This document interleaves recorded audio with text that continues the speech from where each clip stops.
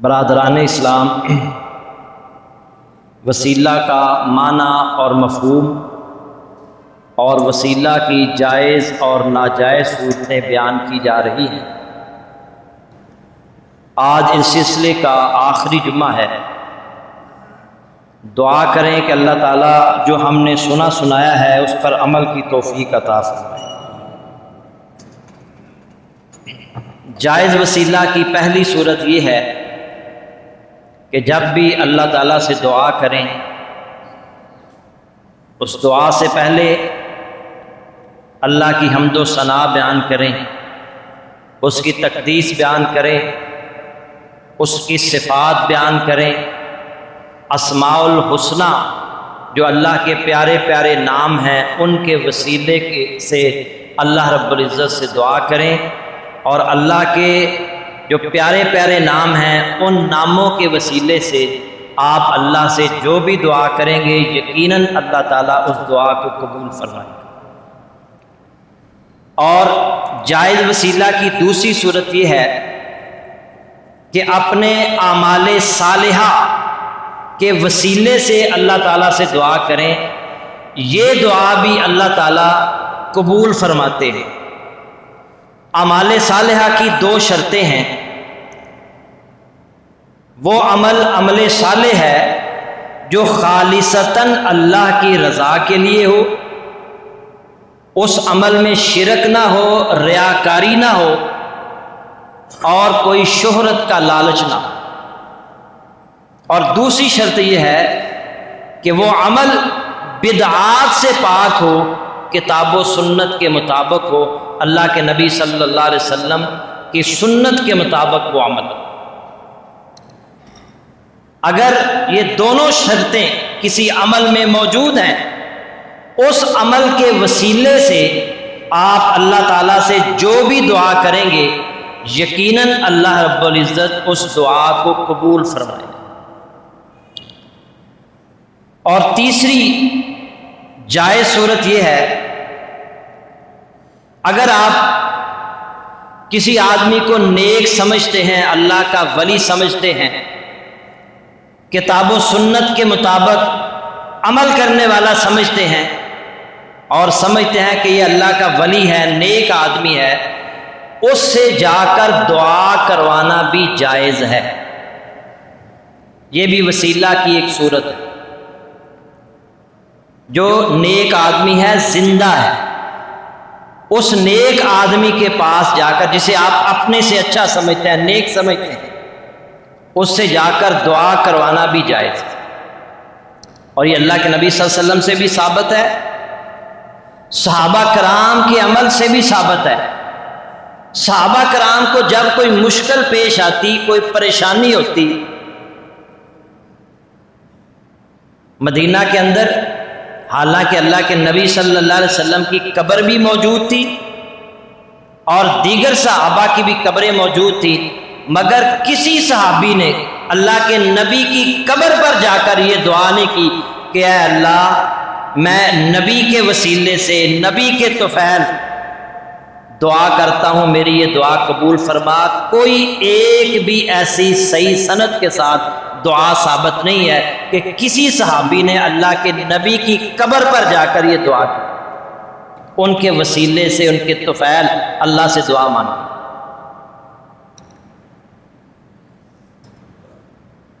نبی صلی اللہ علیہ وسلم جب زندہ تھے صحابہ ان سے دعائیں کرواتے تھے۔ جب اللہ کے نبی صلی اللہ علیہ وسلم اس دنیا سے چلے گئے، وفات پا گئے، تو پھر جو نیک، جنہیں لوگ صحابہ سمجھتے تھے کہ یہ اچھا ہے، نیک آدمی ہے، میرے سے اچھا ہے، اس سے دعا کرو۔ سیدنا عمر فاروق رضی اللہ تعالی عنہ کا دور حکومت، قحط سالی شروع ہو گئی، بارشیں نہیں ہو رہی تھیں کافی عرصے سے، لوگ پریشان تھے، کیا کریں، بارش نہیں ہو رہی۔ کسی صحابی نے یہ نہیں کہا اللہ کے نبی کی قبر موجود ہے اور بقیع کا قبرستان بھی موجود ہے جس میں اور بھی صحابہ کی قبریں ہیں، وہاں کسی قبر پر جا کر دعا کرتے ہیں۔ اللہ کے نبی کے وسیلے سے دعا کرتے ہیں؟ ابو بکر کی قبر بھی ہے، رسول اللہ کی قبر بھی ہے، وہاں جاتے ہیں؟ نہیں۔ سیدنا عمر فاروق رضی اللہ تعالیٰ عنہ فرماتے ہیں کہ رسول اللہ صلی اللہ علیہ وسلم کے چچا عباس رضی اللہ تعالیٰ عنہ زندہ ہے اور اللہ کے نبی کے قریب ترین رشتہ دار ہیں، چلو سب مل کر ان کے پاس جاتے ہیں اور ان سے کہتے ہیں کہ اللہ سے دعا کریں اللہ تعالیٰ ہم پر رحمت کی بارش نازل فرمائے۔ چنانچہ سیدنا عمر فاروق رضی اللہ تعالیٰ اور دیگر نیک صحابہ موجود تھے، کبار بڑے بڑے صحابہ موجود تھے، مگر سیدنا عباس کے پاس اس لیے گئے کہ وہ اللہ کے نبی صلی اللہ علیہ وسلم کے قریب ترین رشتہ دار، ان کے پاس جا کر کہتے ہیں آپ اللہ سے دعا کریں کہ اللہ رب العزت بارش فرما دے، رحمت کی بارش نازل فرمائے۔ کسی صحابی نے یہ نہیں کہا کہ اللہ کے نبی کی قبر ہے ادھر جاتے ہیں، ابو بکر کی قبر بھی ہے وہاں جاتے ہیں، نہیں۔ سیدنا عباس رضی اللہ تعالی عنہما کے پاس جاتے ہیں، اللہم انا کنا نتوسل الیک بنبینا، اے اللہ ہم اپنے نبی سے بارش کی دعا کراتے تھے۔ صحابہ کہہ رہے ہیں فتسقینا، تو ہمیں بارش سے سیراب کر دیا کرتا تھا، وَإِنَّا نَتَوَسَّلُ إِلَيْكَ بِأَمِّ نَبِيِّنَا فَاسْقِنَا، اب ہم اپنے نبی کے چچا سے بارش کی دعا کراتے ہیں، اس لیے ہمیں بارش سے سیراب فرما، اللہ بارش نازل فرما۔ قال فَيُسْقَوْنَ، تو راوی کہتا ہے کہ اس کے بعد خوب بارش ہونا شروع۔ حضرت عباس کا اس لیے انتخاب کیا کہ اللہ کے نبی کے قریبی ہیں، اللہ کے نبی کے رشتہ دار ہیں، اللہ کے نبی کے چچا ہیں، اور صحابہ نے اس کو بالاتفاق قبول کیا۔ کسی نے یہ نہیں کہا کہ چلو اللہ کے نبی کی قبر کے پاس جاتے ہیں، وہاں جاتے ہیں، وہاں دعا کرتے ہیں۔ تو سیدنا عباس رضی اللہ تعالی عنہما جو زندہ تھے ان کے پاس جا کر دعا کروائی، اور انہوں نے دعا کی تو اللہ نے رحمت کی بارش نازل کی۔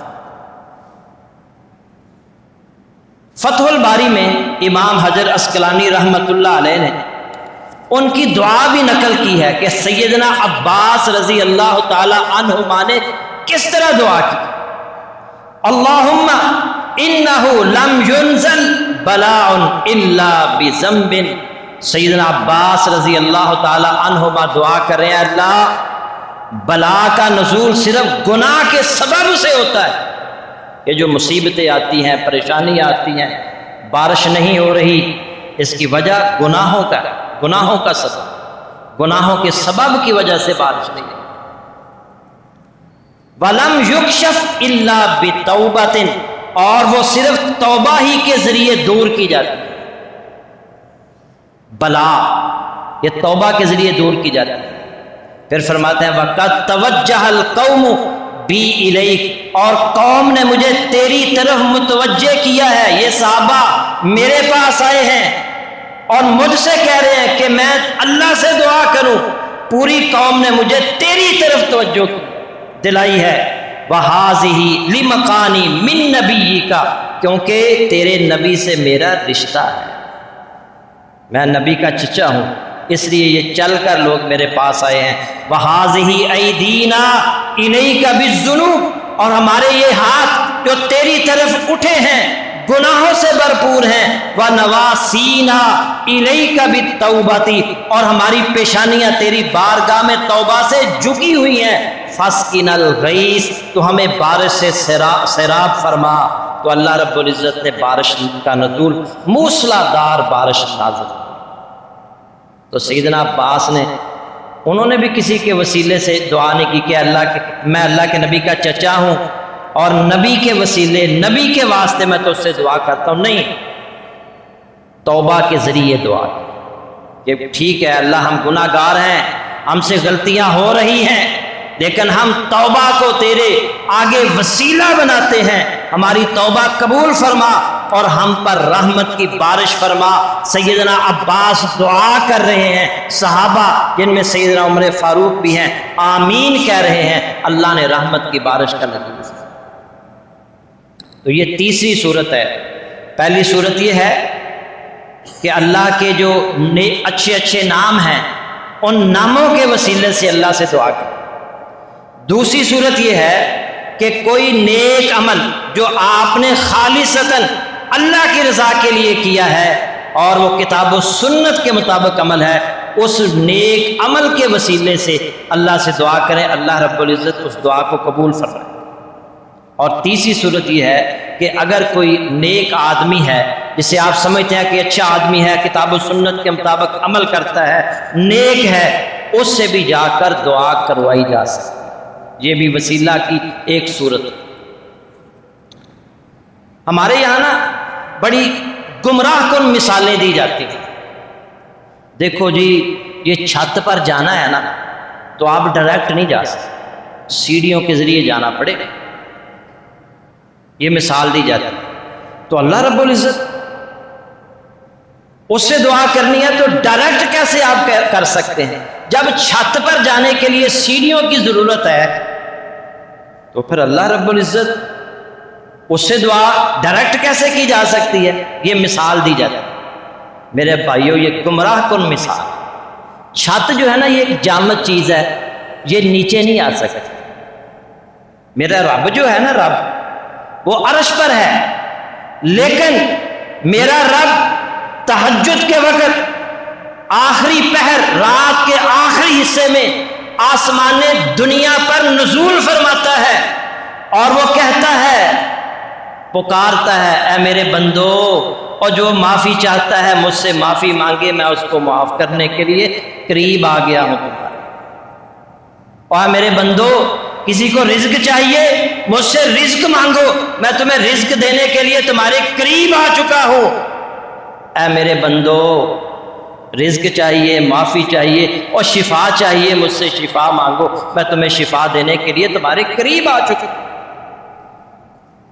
اور یہ تو رات کے آخری پہر میں اللہ آسمان دنیا پر نزول فرماتے ہیں، اور جب کہ اللہ رب العزت اپنے علم اور قدرت کے لحاظ سے تو ہماری شاہ رگ سے بھی زیادہ قریب ہے۔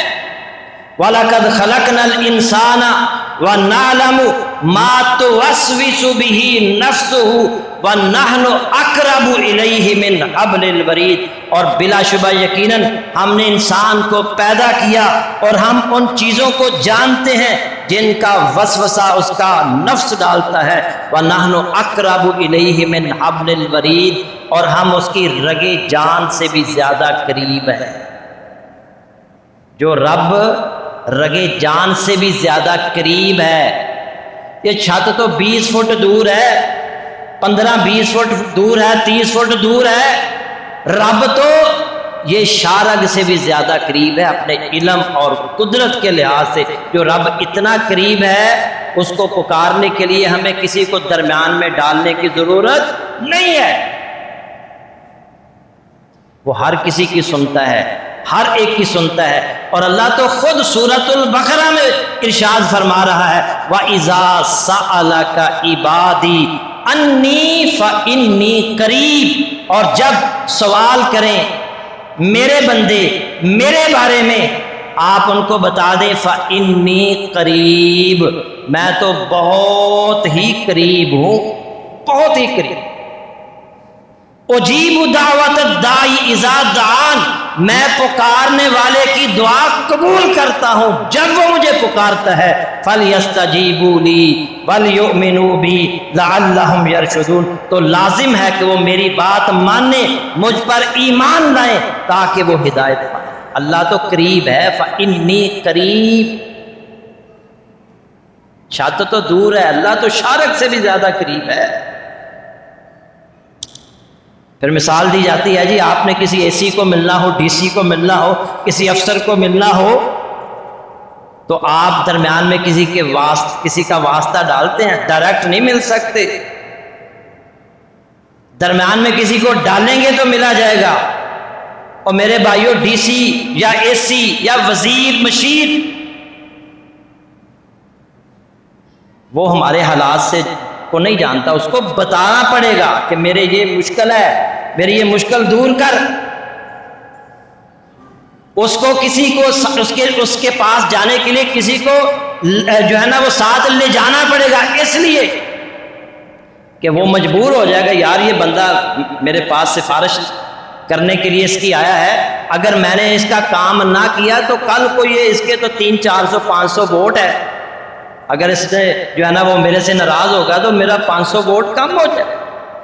وہ مجبور ہے، اسے پتا ہے میں نے کام نہ کیا تو یہ میری حمایت سے دستبردار ہو جائے گا.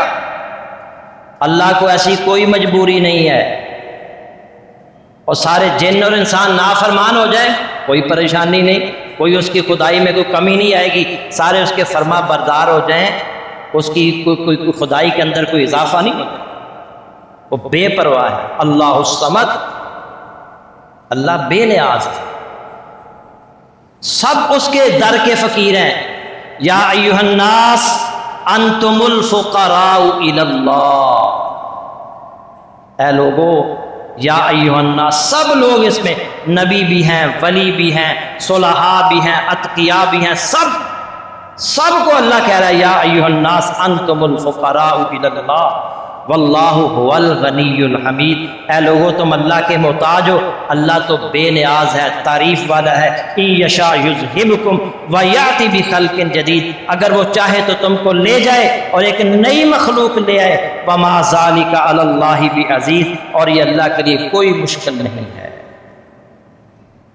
اور ڈی سی اے سی کو بتانا پڑتا ہے، وزیر کو بتانا پڑتا ہے، وہ مجبور ہو جاتا ہے کہ مجھے اس کا کام کرنا ہے، لیکن اللہ کو کوئی مجبور نہیں کر سکتا. اور اللہ کے نبی محمد رسول اللہ صلی اللہ علیہ وسلم ہر فرض نماز کے بعد یہ دعا کیا کرتے تھے، اللہم لا مانع لما اعطیت ولا معطی لما منعت ولا ينفع ذا الجد منک الجد. اے اللہ جسے تو دینے پر آ جائے اسے کوئی روکنے والا نہیں ہے. اللہ کے نبی کہہ رہے ہیں ولا معطی لما منعت، اور جس چیز کو تو روک دے کوئی دینے والا نہیں ہے. ولا ينفع ذا الجد منک الجد، کسی بزرگی والے کو اس کی بزرگی تیرے مقابلے میں کوئی فائدہ نہیں، کوئی بڑے سے بڑا ہو. اللہ تو نبی کی نہ ماننے پر آ جائے، نبی کی نہ مانے. یہ اللہ رب العزت جس کی چاہے مان لے، جس کی چاہے نہ مانے، اس کو کوئی مجبور نہیں کر سکتا. اور نہ ہی وہ کسی کو دیکھ کر یہ فیصلے کرتا ہے کہ یہ اب میرے پاس چل کر آیا ہے، اب میں اس کی بات جو ہے نا وہ قبول ہی کروں گا، میں اس کی دعا قبول. یعنی اللہ رب العزت کوئی ایسی شخصیت نہیں ہے کہ جو اللہ کو مجبور کر سکے. اور میرے بھائیو آخری بات یہ ہے کہ الوسیلہ جو ہے یہ ایک مقام کا نام بھی ہے. وسیلہ ایک مقام کا نام بھی ہے. اللہ کے نبی صلی اللہ علیہ وسلم حضرت عبداللہ بن عمر بن عاص بیان کرتے ہیں کہ انہوں نے رسول اللہ صلی اللہ علیہ وسلم کو فرماتے ہوئے سنا.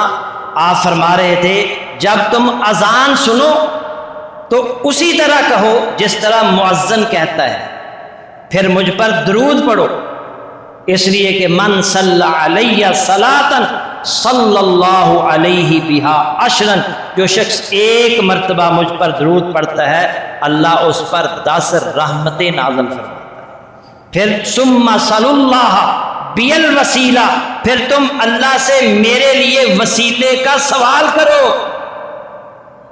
ثم صلی اللہ لی الوسیلہ، پھر تم اللہ سے میرے لیے وسیلے کا سوال کرو. اور پھر وسیلہ کیا ہے؟ میں نے بتایا وسیلہ ایک مقام کا نام بھی ہے. اللہ کے نبی کہہ رہے ہیں میرے لیے وسیلہ کی دعا کرو. فَإِنَّهَا مَنزِلَةٌ فِي الْجَنَّةِ، بے شک یہ جنت میں ایک بلند درجہ ہے، جنت میں ایک بلند مقام ہے، بلند درجہ ہے. لا تبغی الا لعبد من عباد اللہ، یہ اللہ کے بندوں میں سے صرف ایک بندے کے لائق ہے. وَأَرْجُو أَنْ أَكُونَ أَنَا ہوا، اور مجھے امید ہے کہ وہ بندہ میں ہی. جو بلند درجہ مجھے اور ایک بندے کو اللہ نے دینا ہے، مجھے امید ہے وہ بندہ میں ہوں۔ فمن سألنی لی الوسیلۃ حلت لہ الشفاعۃ، جو شخص میرے لیے وسیلے کا سوال کرے گا اس کے لیے میری شفاعت حلال ہو جائے